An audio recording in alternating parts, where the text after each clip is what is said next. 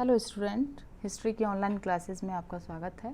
आज हम पढ़ेंगे, हम जो है फर्स्ट पेपर का 5th यूनिट का लास्ट टॉपिक पढ़ रहे हैं, मुगल काल में सामाजिक दशा और आर्थिक दशा। ठीक है, ये हमारा पूरा टॉपिक है। अभी हम पढ़ेंगे मुगल काल में सामाजिक दशा।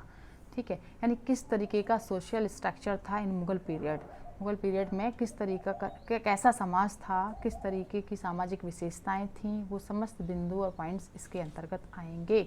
मुगल काल में सामाजिक दशा। ठीक है, आप ये जानते ही हैं कि भारत में जो है मुगल वंश की स्थापना हुई और मुगल काल में बहुत सारे बड़े बड़े महान शासक हुए। उन महान शासकों ने लंबे समय तक भारत पर शासन किया था। लेकिन आप ये भी जानते हैं कि मुगल शासक मुस्लिम थे और जहाँ वो शासन कर रहे थे, यानी कि भारत में अधिकांश जनता जो है वो हिंदू थी। तो शासन करने वाले मुस्लिम थे और जिन पर शासन हो रहा था वो हिंदू थे। तो यहाँ दो संस्कृतियाँ का जो है समन्वित रूप दिख रहा था। दो संस्कृतियाँ जो है यहाँ सरवाइव कर रही थी, एक मुस्लिम और एक हिंदू।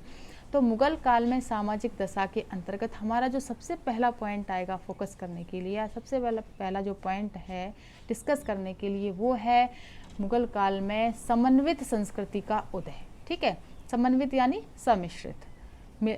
तो ये जो समन्वित संस्कृति का उदय जो हुआ था, ये मुगल काल के सामाजिक दशा का पहला पॉइंट है, या जो चीज़ हमें सबसे ज़्यादा हाईलाइट होती है, सबसे पहले दिखती है, वो है समन्वित संस्कृति का उदय। ठीक है, ये आप जानते ही हैं कि किसी भी देश को, या किसी भी देश की चर्चा कर लीजिए, किसी भी देश में जब दो महान संस्कृतियों में संपर्क स्थापित होता है, ठीक है, तो एक दूसरे को वो प्रभावित किए बिना नहीं रह सकती। तो यहाँ दो धर्म थे, एक तो वो जो शासन कर रहे थे मुस्लिम धर्म के लोग, और एक वो लोग जिन पर शासन हो रहा था आम जनता हिंदू धर्म की।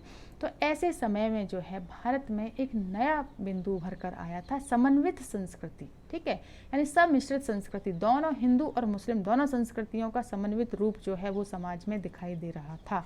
तो ये हमारा समन्वित संस्कृति का उदय जो है मुगल काल की सामाजिक दशा का पहला पॉइंट है। अब ये प्रश्न उठता है कि जब भारत में मुगल वंश की स्थापना हुई, मुगल वंश के शासक आए, तो ऐसा भी नहीं है कि मुगल वंश के शासक ही मुस्लिम थे, उससे पहले सल्तनत काल में भी मुस्लिम शासक ही थे। लेकिन ये मुगल काल में सामाजिक दशा के अंतर्गत जब हम पॉइंट पढ़ रहे हैं, तो हम इसमें समन्वित संस्कृति का उदय हम मुगल काल में ही ज़्यादा फोकस क्यों कर रहे हैं? तो वो इसलिए कर रहे हैं कि ऐसा नहीं है कि इसी समय में ही समन्वित संस्कृति का उदय हुआ था, इससे पहले भी संस्कृति में समन्वय हुआ था, लेकिन कम हुआ था। क्यों?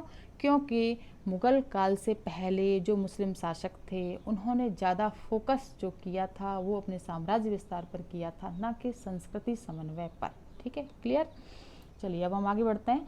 तो समन्वित संस्कृति का उदय, यानी मुगल काल के अंतर्गत जो समन्वित संस्कृति का उदय हुआ, उसके क्या कारण थे, यानी ऐसे कौन कौन से कारण थे जो कि इसको इफेक्ट करते हैं या जिसकी वजह से समन्वित संस्कृति जो है का उदय हुआ। तो उसमें सबसे पहला पॉइंट जो है, यानी इसके कारण में सबसे पहला पॉइंट जो हमारा आएगा वो आएगा कि राज्य कार्य के लिए हिंदुओं का सहयोग। यानी जो मुगल शासक जो शासन कर रहे थे, शासकों को शासन करने के लिए, राज्य के कार्यों को करने के लिए हिंदुओं के सहयोग की आवश्यकता थी ही।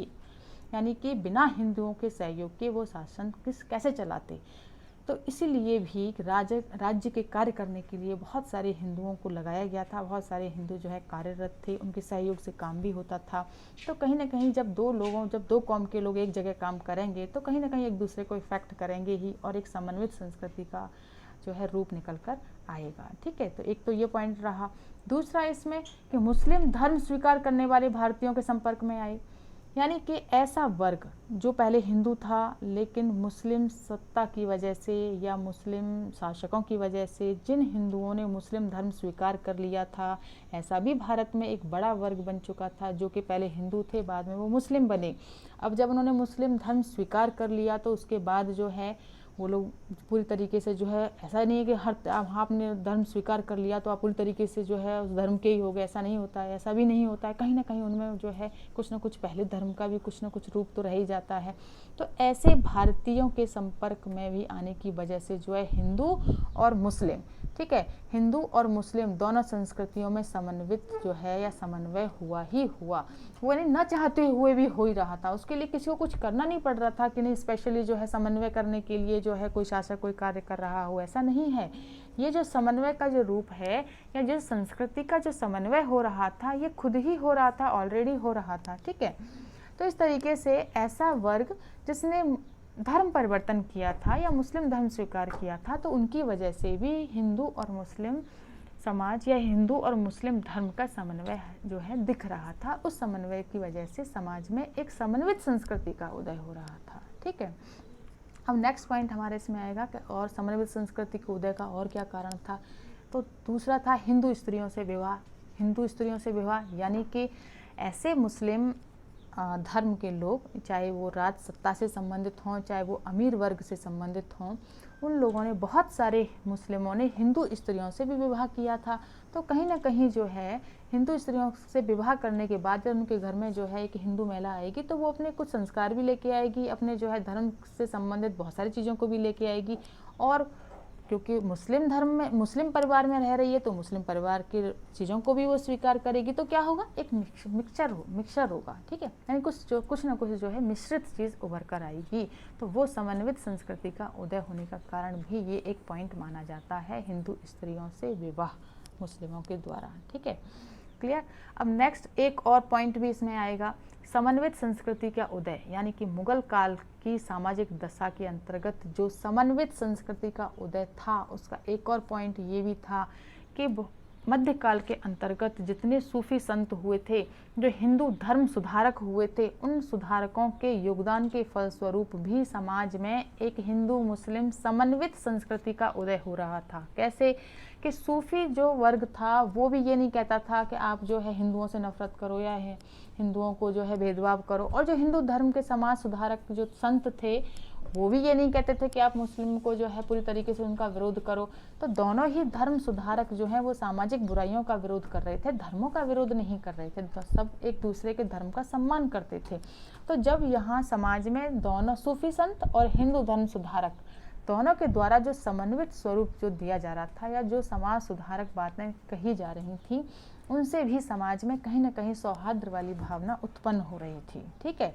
और उसकी वजह से भी मुगल काल में समन्वित संस्कृति का उदय हो रहा था। तो ये मुगल काल के सामाजिक दशा का एक मेन पॉइंट है, समन्वित संस्कृति का उदय। तो ये तो इसके कारण हो गए, यानी कि हमारी जो समन्वित संस्कृति का जो उदय हुआ उसके जो है ये कुछ मेन कारण थे। इसकी वजह से भारत में मुगल काल के अंतर्गत एक समन्वित संस्कृति का उदय हुआ। अब जब उदय हुआ यानी कि समन्वित संस्कृति उभर कर आई तो उसके क्या प्रभाव रहे, ठीक है, उसके क्या इफेक्ट्स हुए समाज पर। तो इफेक्ट के अंतर्गत सबसे पहला इसमें आएगा कि इस समन्वित संस्कृति की बदौलत जो है भारत के अंतर्गत मुगल काल में कला और साहित्य में समन्वय नजर आया।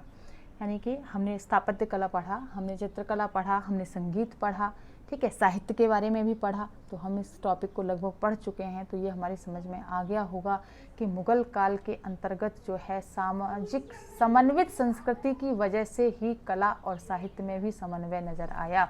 दोनों ही धर्मों का विकास हुआ, दोनों धर्मों में जो कला का जो विकास हुआ था, हिंदू कला शैली और मुस्लिम कला शैली, दोनों शैलियों का समन्वित रूप हमें जो है मुगल कालीन स्थापत्य कला के अंतर्गत नज़र आता ही है। साहित्य में भी हमें हिंदू और मुस्लिम दोनों धर्मों के प्रमुख बिंदु नज़र आते हैं। तो कला और साहित्य दोनों में एक समन्वय रूप नज़र आया था हमें मुगल काल के अंतर्गत, ठीक है। दूसरा, समन्वित संस्कृति के उदय की वजह से एक और जो प्रभाव, एक और जो इफेक्ट जो नज़र आया वो है संयुक्त संस्कृति का समन्वय। यानी कि पूरी तरीके से जो है सामाजिक क्षेत्र में जो एकीकरण हुआ था, उस एकीकरण की बदौलत या उस एकीकरण की प्रवृत्ति की बदौलत जो है एक संयुक्त संस्कृति हिंदू और मुसलमानों में एक घनिष्ठ संबंध बनने लगा, एक घनिष्ठ संबंधता स्थापित होने लगी थी।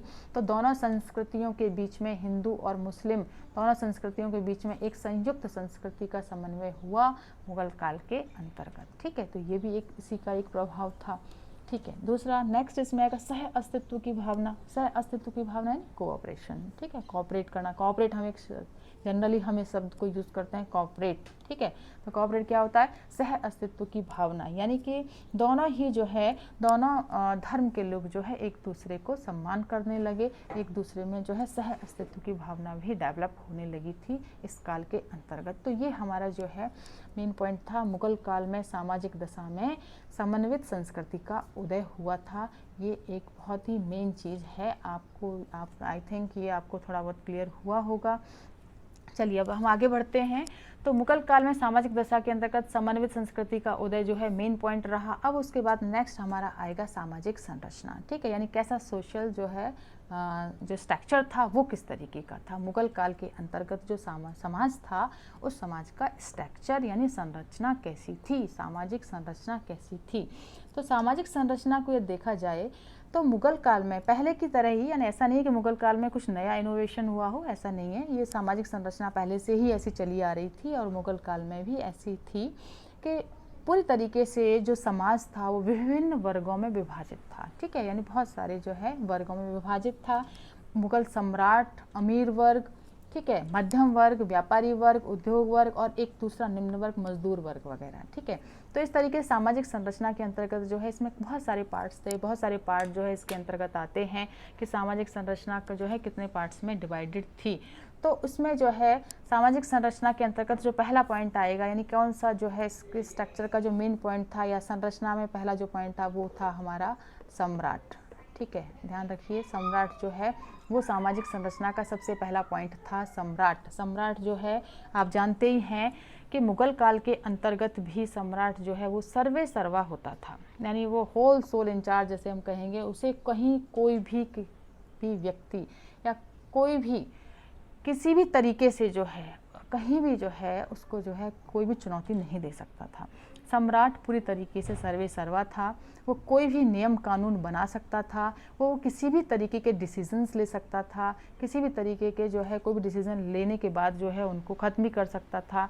तो इस तरीके से सम्राट जो है पूरी तरह से निरंकुश था, उसके ऊपर किसी का कोई अंकुश नहीं होता था। तो सम्राट का पद जो है वो सबसे बड़ा पद था, सबसे ऊंचा पद था और सब कुछ उसके